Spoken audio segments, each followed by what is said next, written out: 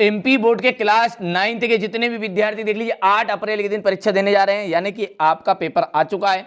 ठीक है, पूरे ऑल एमपी के प्रश्न पत्र यहाँ पर मिलेंगे।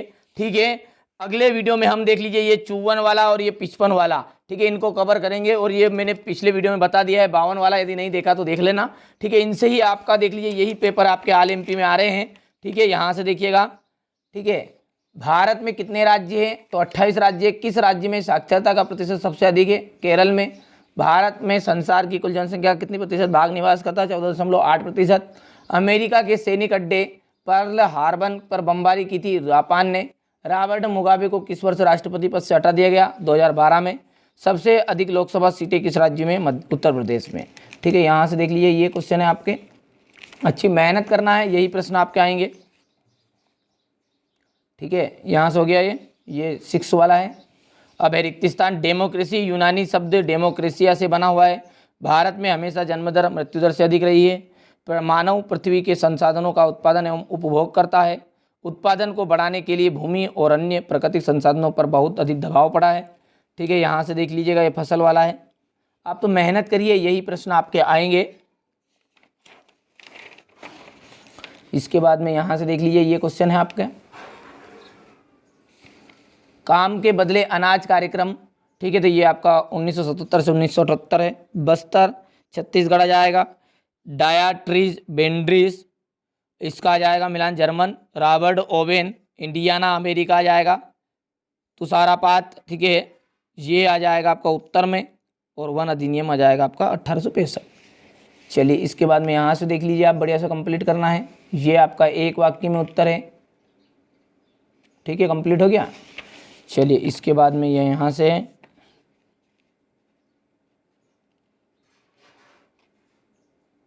सत्य सत्य की बात करें तो ये सत्य सत्य आपके हैं। क्वेश्चन नंबर 6 से है ये, भारत की भौगोलिक स्थिति बताइए। भारत में कितने राज्य और केंद्र शासित प्रदेश है? जलवायु से क्या से है? मानसून फटने और टूटने से क्या तात्पर्य है? ये क्वेश्चन नंबर 8 है आपका। ठीक है, यही प्रश्न आपके आएंगे। आपको बिल्कुल घबराना नहीं है। फ्रांस के संदर्भ में टाइट क्या था? कार्ल मार्क्सवाद का पूंजीवाद पर क्या विचार था? पहला विश्व युद्ध किसे कहते हैं थे? कहा जाता है घुमंतु खेती क्या है? अंग्रेजों ने इसे नुकसानदेह क्यों मानते थे? ठीक है, ये क्वेश्चन नंबर 14 है। ये क्वेश्चन नंबर 15। यहाँ से देखिए क्वेश्चन नंबर 16 है। ठीक है, इसके बाद मौसमी बेरोजगारी का अर्थ क्या है?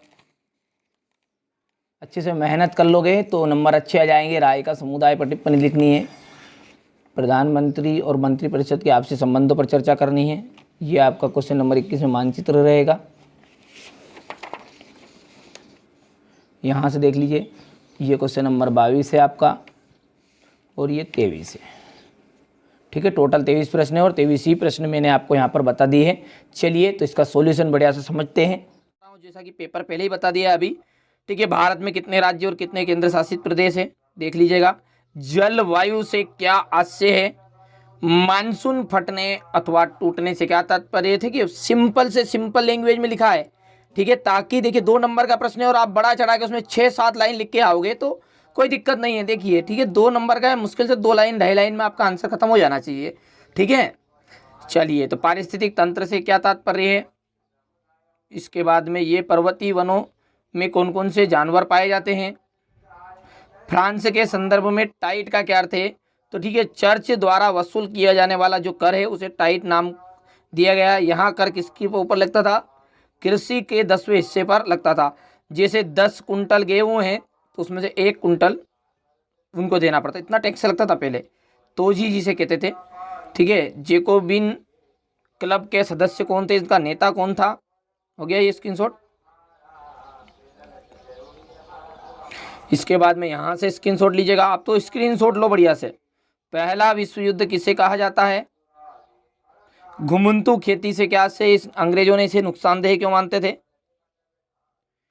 इसके बाद बस्तर में कौन कौन से आदिवासी समुदाय रहते हैं? ये क्वेश्चन नंबर आपका 13 है।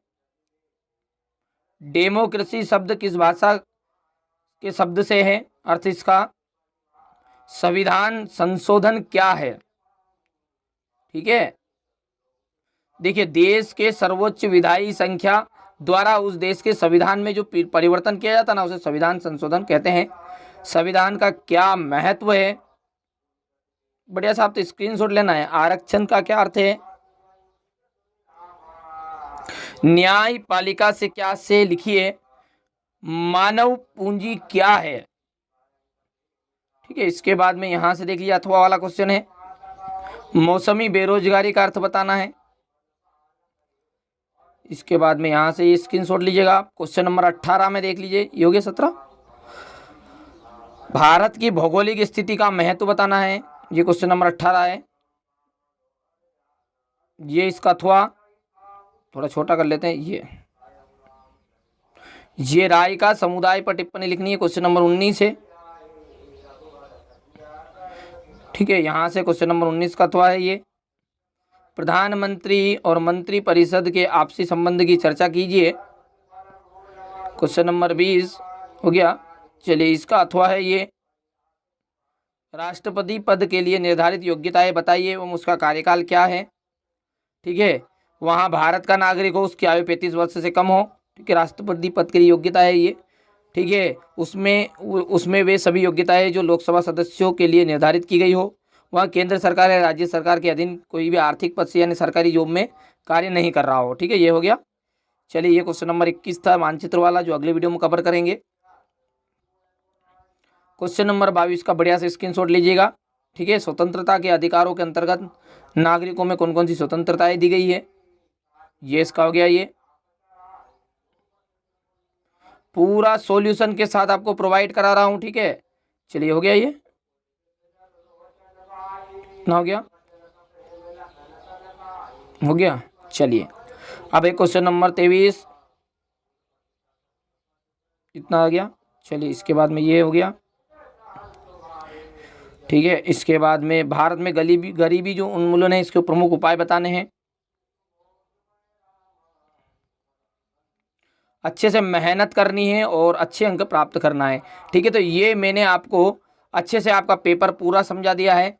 तो अगले वीडियो में देख लीजिए, 4 तरह के पेपर है, A, B, C और D। इन चारों पेपर में ही आपका सारा सिलेबस छिपा हुआ है, यानी कि पूरे पेपर आपके अंदर है। E भी इसी में समाहित है, और आपका होगा तो अलग से E का पेपर भी बता दूंगा। पर लेकिन आप मेहनत करिए, अच्छे अंक प्राप्त करने हैं तो ये पेपर आपको अच्छे से तैयार करने पड़ेंगे। अंत में यही कहूँगा, ठीक है, कि मेहनत करिए और अच्छे अंक प्राप्त करने का पूरा प्रयास करेगा। ठीक है, आप देखिए परसेंटेज का कोई मायना नहीं रहता 9th क्लास में, लेकिन देखिए अपना 100% दीजिए आप तो। ठीक है, अपना 100% यानी अपनी जो मेहनत है वो 100% करिए, और वो रिजल्ट में चाहे 50% बने, 70% बने, वो कितनी ही बने, उससे कोई लेना देना नहीं है।